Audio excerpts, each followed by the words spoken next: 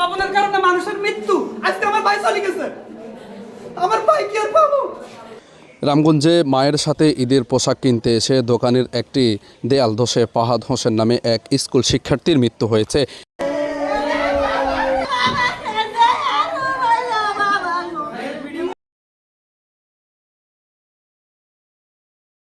এই ঘটনায় খোরশেদ আলম নামে আরও এক পথচারী গুরুতর আহত হয়েছেন। আহত খোরশেদ আলমের কোমর ভেঙে যাওয়ায় তাকে ঢাকার পঙ্গু হাসপাতালে রেফার করা হয়েছে। আজ রোববার দুপুরে উপজেলার রামগঞ্জ পৌরসভার চৌরাস্তা সংলগ্ন আল মনসুর ড্রাগ হাউসের সামনে এই দুর্ঘটনা ঘটে। আসলে আমি কলেজে ছিলাম, আমি কলেজ থেকে একটা সংবাদ পাই আমি সোনাপুর গেছিলাম। আমার মামাতো বোনের জামাই ফোন দিছিল বলছে যে ভাই ফাহাদে কি অ্যাক্সিডেন্ট হয়েছে। পরবর্তীতে আমি আসছিলাম হসপিটাল, আসি দেখি ফাহাদ আর নাই। ফাহাদ এবার এসেছে পরীক্ষার্থী ছিল, খুব ভালো মানুষ ছিল ভাই।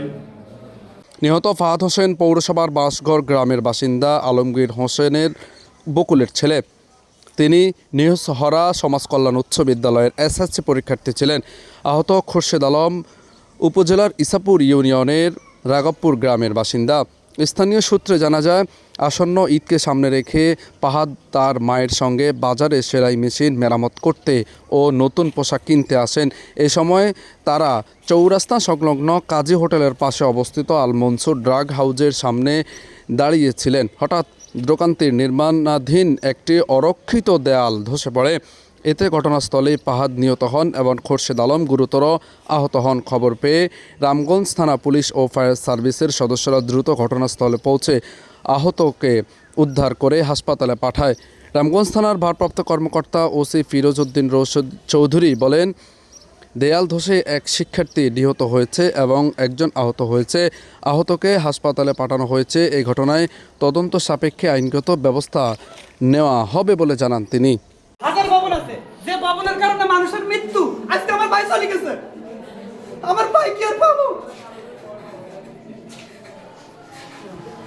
আমার ভাই আজকে চলে গেছে, শেষ কথা তার লাগে বছরের নামাজ পড়ে গেছি, একবার কথা কমু আমি এই ভবনের কারণে। আজকে আমার ভাই নাই, কালকে আরেকজনের ভাই চলে যাবো। যেরকম আরেকটা ভাইও তো অ্যাক্সিডেন্ট হয়েছে, আরো কয়েকটা ভাই অ্যাক্সিডেন্ট হয়েছে। তাহলে এদের কে জিম্মাদার কে? এদের জিম্মাদার কে? আমি তো দেখি না কেউ জিম্মাদার। পরীক্ষার্থী, জি, আমরা সিভিল 2026 পরীক্ষার্থী। আচ্ছা, আপনার সাথে সবশেষ ফাহাদের কখন দেখা হয় বা কথা হয়? অল টাইম আমার সাথে থাকতো। মানে আপনার ক্লাসমেটের পাশাপাশি আপনার খুব ভালো বন্ধু ছিল।